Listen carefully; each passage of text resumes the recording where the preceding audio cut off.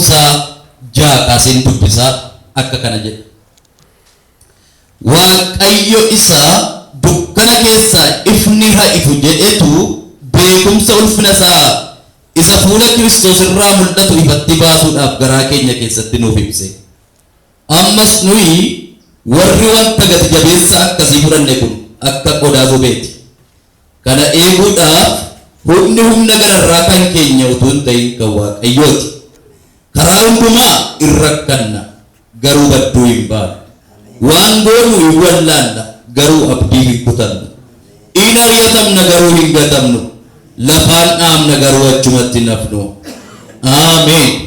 In kadhanname Waaqayyo isa jabina maqaa isaatiin utubee asiin nu ga'e. Anatu siiti ta'eeti eenyutu natti godhee nagaa nagaafata. Kan namni harkaan qabee eessa jirta naan hin jenne karra koo dhufuus hin danqine haala koo hunda cabsee kan seene siidha. Ansi biratti argameera jenna Waaqayyo. Waa'een koos jalaa hin miliqne harki dhufa mana koos hin danqine natti hin taane ati akka nagaa na gargaarteetta. Mana koo keessaa nagaa hin qabu isa harki kee naa hojjetedha. Galata na biraa hin dhabneedhaaf namni kamuu galataa na dhaabatu. Galataa harki kee na gargaare galata na biraa hin dhabu haa jedhu namni kamu.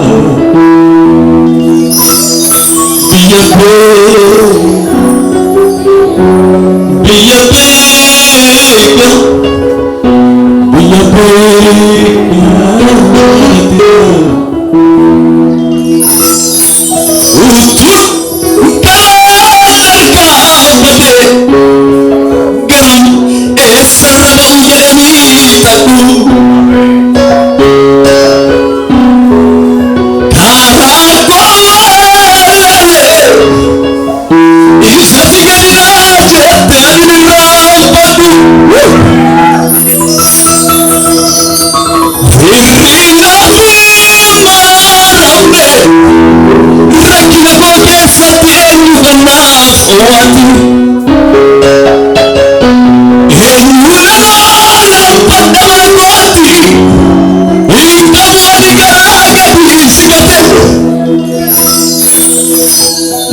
Sabaye damase Utunchiki lelanu Sakko koga nakawa Sababacha jawadu Napulfune chamiko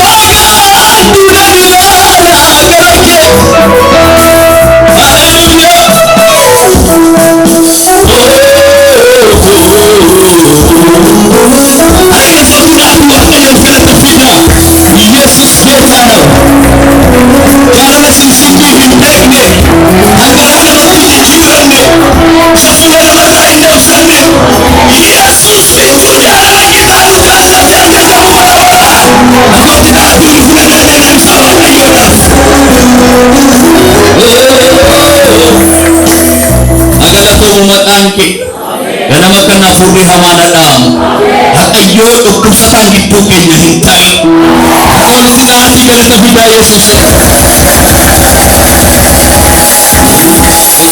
hakayo ufat haleluya damai simbuke tikilati harna wakayo wagonai dari amante ufte tatanane dari sawakayo hojjetu aikitai dari haleluya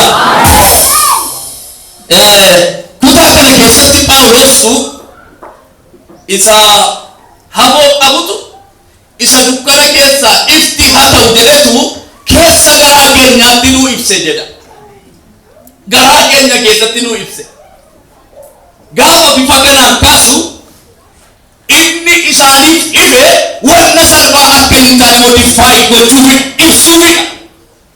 Keessa keenyatti nuu ibse kuni isa dukkana ibse dhaa'ee Phaawulos keessa garaa keenyaatti nuu ibse kun isa dukkana keessatti ifti haa ta'u jedhee ifa hojjete dhaa'ee isa ibse dhaa'ee dukkana keessaa ifti haa ta'u isa jedhetu keessa garaa keenyaatti kana nuu ibse jedhe.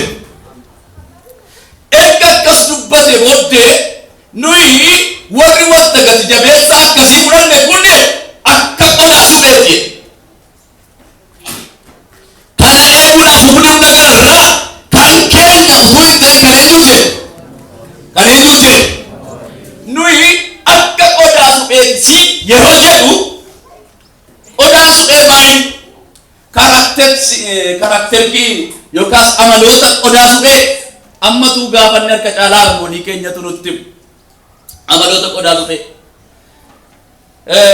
qodaa suphee tokko rukuttaa guddaa hin jedhu rukuttaa xinnoo irraa hafuu kan hin dandeenye qodaa suphee ilaala ammallee waaqayyo bara fidee biredistii sibiila waan akkasii fayyadamuutti kaane irra warri durii rakkinuma kana dandamataniitu itti fayyadamaa turan baay'ee qodaa suphee ammayyuu immoo namoonni tokko tokko qodaa suphee fayyadamaa jechuudha. Qodaa suphee rukuttaa xiqqoorraa hafuu kan hin dandeenye isa lammataa yoo harkarraa nama buute yookaan ofiisa konkolaattee yoo diggata lafa buute hafuu kan dandeenye salphaatti waan cabdudha. Inni sadaffaa inni dhumaa cabee jennaan riidiyu ta'uu danda'u. That means deebi'ee naara'u qodaan suphee deebi'ee hin haara'u gaafa jedhu fayyaa isaa sarraatti hin deebi'u cabnaan qoshaashaa maxxanfamiyaatti gadi naqamee dubbata malee. Al tokko simintoo wanti deddeebisuu al tokko fidee turan biyya keenya inni iyyuu xiqqoo yeroodhaaf isa baay'ee hin tarsaane gargaara malee inni gargar ba'e deebi'ee simintoodhaan walitti deebi'u. Takkaa cabee gargar ba'ee jennaan qoshaashaatti waamama yookiis mana keessaa gadi baafamee isa qodaa jedhamu bakkeetti gatama. Maaltu qodaan suphee. Phaawulos maaliif akkatti kana kaasa? Nuyi akka qodaa supheeti maaliif jedhu? Nama wayitti hin galle nama wayi tokkotti iyyuu bu'aa buufna jedhamee hin yaadamne garuu wanti gati jabeessi inni guddaan akka waan guddaan tafiin lakkoofne midha inni gati jabeessi waan guddaan sun keessa keenyatti nu ifedha Phaawulos. Utuu inni keessa keenya hin jiru ta'e salphaatti cabiinsi salphaatti badiisi kan nu hafu ture. Sababni hafuu keenyaa waan gati qabeessatu nu keessatti ifeemi. Sababni jiraachuu keenyaa waan gati jabeessatu nu keessa jiraafi. Sababni jiraachuu keenyaa humna gararraatu kontrol nu godheefidhaafi. Dhageessan nagaadhaan sababi jiraachuu kosii jedhaani waaqayyoon. Eeyyama isatu keessa keenyatti nu ifeedha. Isatu keessa keenyatti nu ife. Inni kun immoo akka malee caba gammadanii yeroo kana keessatti namoota nu keessaa hafuudhaaf karaafamneedha Phaawulos. Nuyi gatii hin qabnu turre, nuyi waa'ee hin baafnu turre, toora namaatti kan waamamnu hin turre, garuu wanti gati jabeessi nuyi ofitti fudhanne sun humna gararraa kan waaqayyoo sun nu eeguu danda'eeraa'e. Akkamittiin riizinaa hojii kaase nuyi karaa baay'ee rakkanne garuu maal hin taane badduun ba'a kutaa nama dubbisedha. Nuyi karaa baay'ee rakkanna nuyi warri gatii hin qabne kun wanni baay'een asii wajji dhufee nu rakkisa nutti ulfaata wanni baay'een nu garuu badduu baana jedhee garuu keessatti kufne anna jedhee keessatti cabne jedhee garuu maal hin taane garuu badduu hin baanu jedhee wanti kanarraa nu hambisu isa gati jabeessaa nu ofitti fudhanne sana keessa jalqaba Qorontos 3:6 isin mana qulqullummaa waaqayyoo akka taatan ulfinni waaqayyoo abbaa isin keessa buufatee akka jiru hin beektanii jedha dhugaan sun. Isin mana qulqullummaa waaqayyoo akka taatan that means hafuurri qulqulluun nutti seenee nu keessa akka jiru ragaa nu baati keessa. Phaawulos sababa wanti gati jabeessi nu keessa jiruu fi rakkinni nutti wal furu karaa adda addaatiin argannullee akka nuyi badduun baanee fi boquu qaban nu qabee isa nu keessa jiru sana dhaa'edha. Kutaa kana baay'een jaalladha. Karaa biraa immoo nu karaa baay'ee abdii keenya kutanna jedhe. Ilaala abdii kutannaa waan goonu immoo hin wallaallu jedhe. Wanna rakkinni nutti deddeebi'eef abdii kan nu kutachiisu waan nutti deddeebi'eef andaajaa yookiis karooriin wal kaafatee waan goonu warra wallaallu miti jedhe. Ilaala haasaa isaa kana keessa hin rakkanna harkatti badduun baanu jedhe.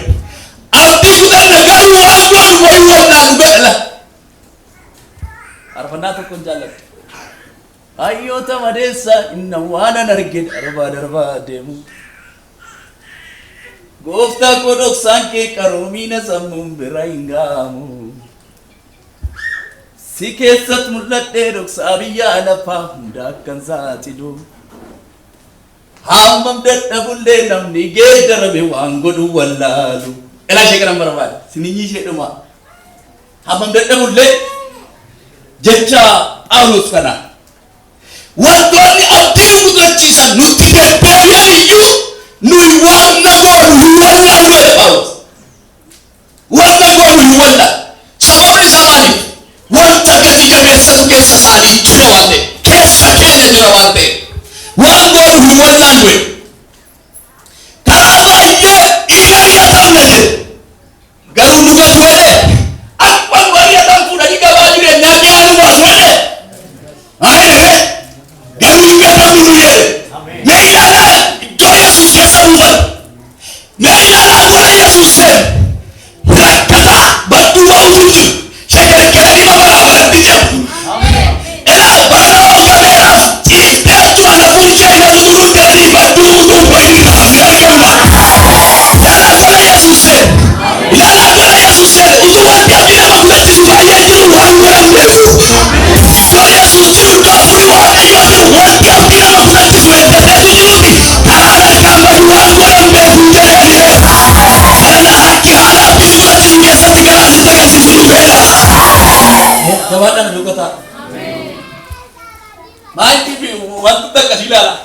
Rakkataa badduun baal. Rakkataa jabaatanii ma tisuu yoo ta'u bara rakkaatu. Abdii kutataa garatti maa wallaalanii karaa harkaa badee bulchaa ta'anii bineensi garaatti hin galu. Waan godhan hin wallaalan. Utuu abdii kutatanii karaa jireenyaa itti argama. Utuu wanti isaan abdii kutachiisu jiru jireenyi bal'atee itti argama. Utuu kan isaan adoosisu jiru karaan banamee itti argama. Ganama kana haala abdii si kutachiisu keessaa karaan si banameera. Asirra ishee afur jedhama kimbarajira. Jireenya akkasii kan jiraatan warra waan gadi jabeessa kana of keessatti fudhatan. Akka koof akka maatii koo akka jireenya koo maqaa Yesuus Kiristoos isaanii ajaa'ibsiifata ta'u. Warri rakkataa badduu bahuu didan. Rakkataan rakkinni yaasitee harkatti badduu bahuu didan. Harkatti turuu didan. Harkatti salphachuu didan. Maqaa Yesuusiin kun bagasiifneen jedhee. Harka keessa mirgaa kaasa. Inni natti qabate si biraan darbin. Harka keessa mirgaa nama amanu qofan barbaada inni kaan karaa garaa jabbi. Harka keessa kaasa nama shan qofan barbaada.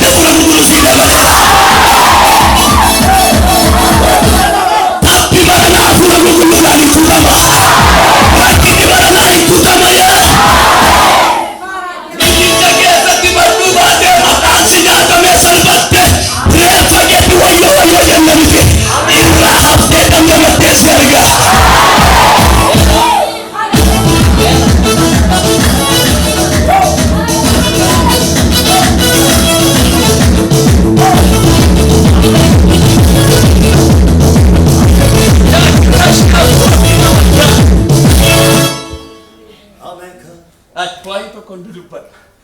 Dhaga isa gaafa. Lambitaan mirgaa biyyi kun safarri heessa dhufe firri si beeku riyaan si beeku hundumtu kan barana ceete wamma siin jedhu atutti kan barana raafte wamma siin jedhu rakkinatti gatiitti si balliseera waaqayyo. Erga keetti yoo amilee qaba jedhamu oolu gurgura booda. Erga keetti yoo abdiin jira jedhamu abdiin jiraate.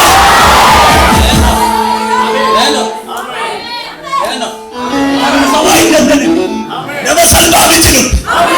Heddamuu haile bisa. Abiddatu nu bitee jira dhiigatu nu bitee jira. Waan goonu hin wallan. Abdii kan nu kutachiisu jiraachuu danda'a. Achi keessa ciifnee garuu waan gochaa beekna. Hin rakkanna rakkinni jiru siin hin jedhu. Hin rakkanna garuu waaqayyo qabeetti nu kennine. Jarana barana hin ariyatamna beeka. Hele sagaasa. Barana ariyatamni jira garuu waaqayyo ariyatamni keessa si gatu miti jedhe malee. Ariyatamni baranaa isa dhugatu miti. Hin dhagaama miti. Ilaalee akkan jedhe. Hin rakkatta harkatti wattuu hin baatu. Abdii kutatta garatti wattuu hin wallaaltu. Hin ariyatamta garuu si geetan jedhe waaqayyo. Olukaanaatti yaadu jalaa beera jedha. Ani jedha. Akkamiin karaa nu dhaabatu mul'aa sanamne. Isa nuuf isaan dhulloofne qabanneeti kan mana baane. Waaqayyo waan baay'ee na shaakalsiiseera. Waan baay'ee baree dhufe mata. Wanti ani bare maqaa Yesuusii hurufa eenyu keessaa bahuu dandeenye keessaa bahuun akka danda'amu. Maqaa Yesuusii iddoo birriidhaan birrii namaan keenya ga'uun akka danda'amu. Maqaa Yesuusii iddoo taphataan dubbatee namaan falmee harkaan nama ga'uu hin dandeenye waa dubbatanii baafachuu akka danda'amu. Kanallee jeerfe ganama kana maqaan kun si fuudhee haa deemu. Maqaan kun maqaa jireenya fuudhee nutti kennudha. Yeroo tokko nan dubbadha. Oromooni warqeen harkaa qaban sibiila jedha. Yookiis ani immoo kanan dubbachuu jaalladhu shittoon abbaa dibatteetti badaa hin urgooftu.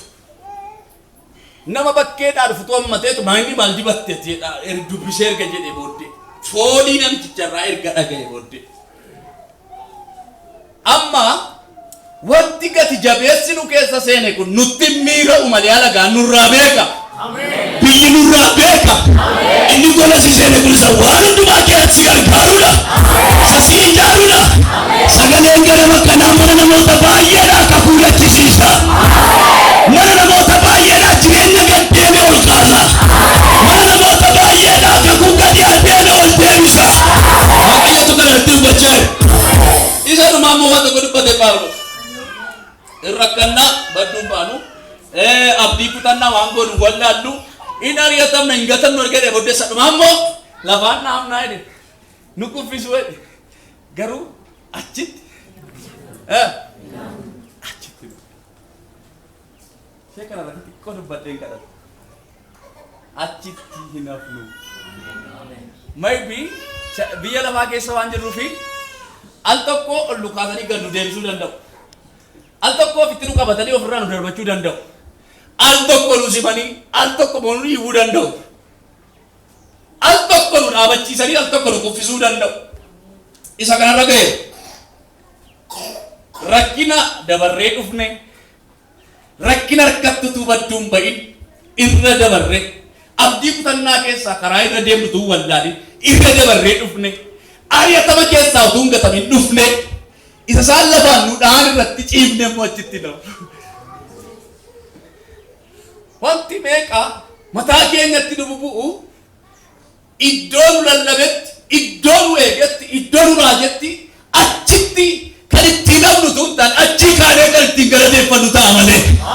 Waaqayyoon ulfaatu. Lafaan naannaa jedhe Phaawulos. Lafaan naam. Achitti immoo hin hafnu.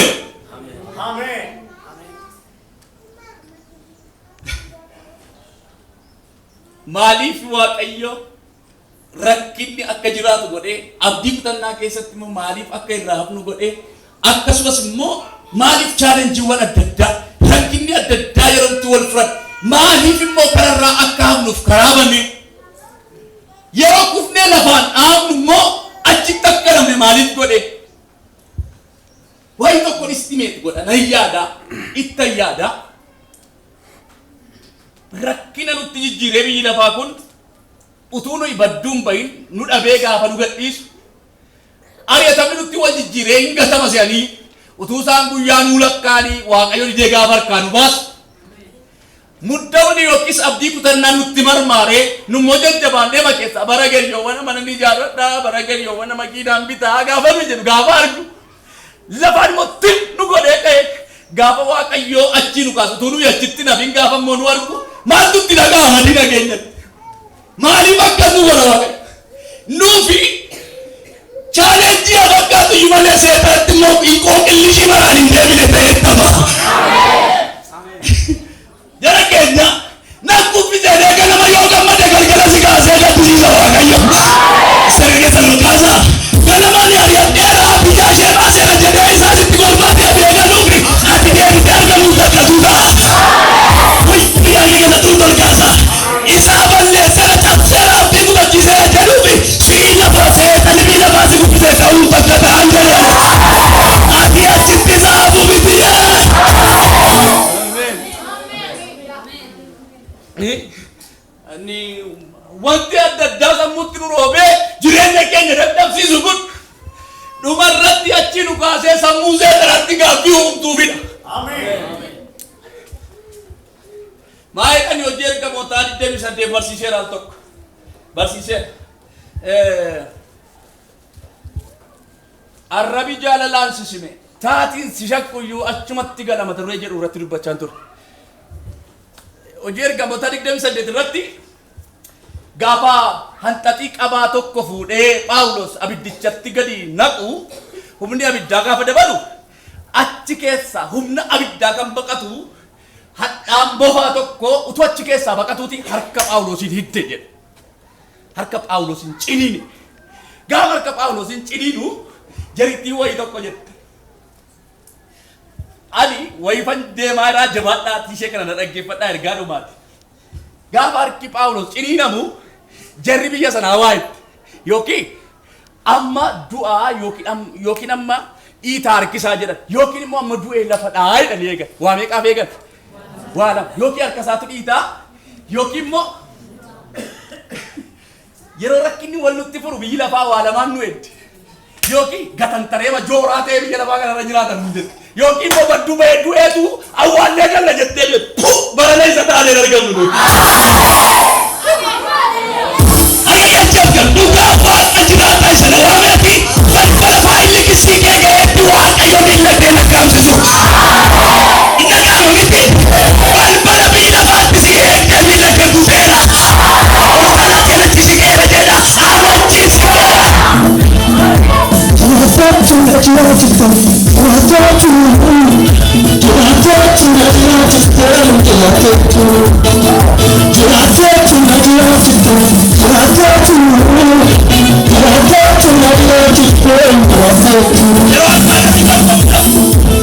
Yeroo nama dhabiinsi tokko mul'atu yeroo waa dhukkubni namatti dhufee malkii baa nama balleessu yeroo harki kan namatti jettu tokko naqaayoonni qaalitu kun baranoo akkas ta'a jireenyi nama kanaa akkas jireenyi ishee akkasii namummaa ishee akkas naqaayoonni galmaniitu waa baay'ee galatan baranaa arraba walirratti dhuftee waa'ee kee wal fuute galatti waaqayyo qabeessi hin kennin arraba waa'ee kee walii galtee iddoo bulaataa sooftu waaqayyo jireenyatti si jijjiireera.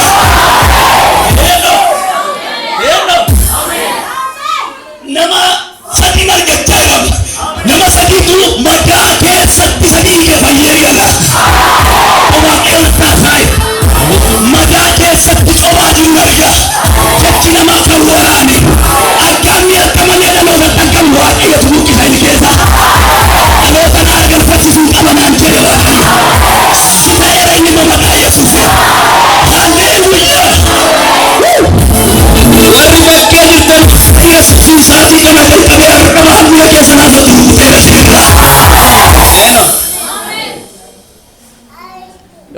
harka isaatu dhiitaa yookiin amma du'een lafa dhaa jedhanii eegan. Phaawulos garuu bofattii harka isaa ciniinteetti rarraatu sana akkam godhe beektu.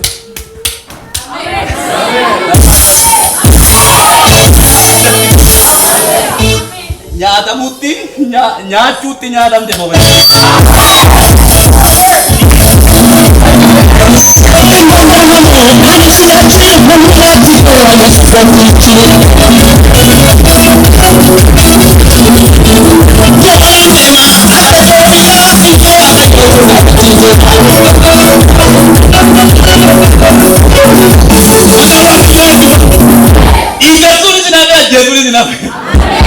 But very simple. If you go with God, it's very simple to live, very simple to walk, very simple to realize your future ambition. But it's to the garden.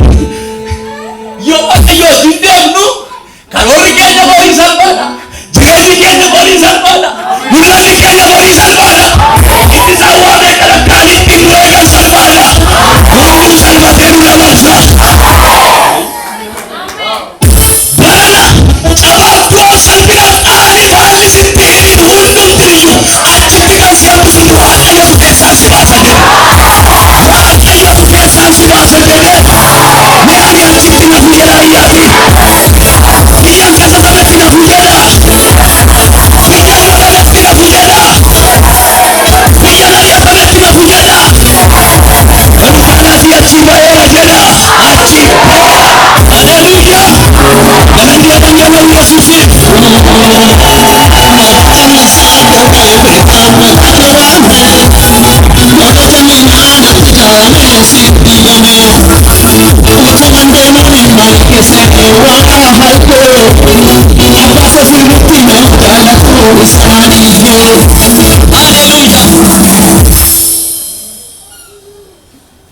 Jari payah apa ya balik situ.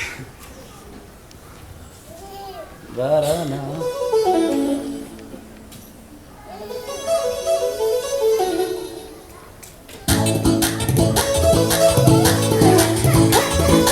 Barana. Kubana maaf rasadi. Umnan aboda. Dibatan kita.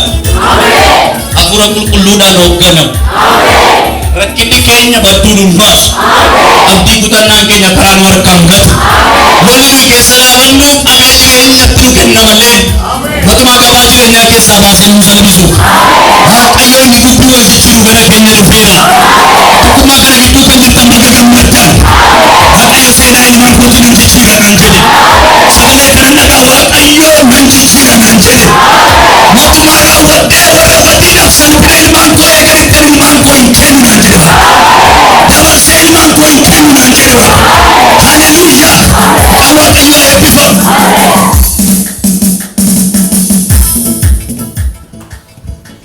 Kanaaf ancitee itti taphea. Yeroo walii galtee biyyi lafaa baranaan baatu jedhee waa'ee nama tokkoo irratti walii galee mallatteessee qabu filtiratti dhufe maayikiroo sekendii gidduutti.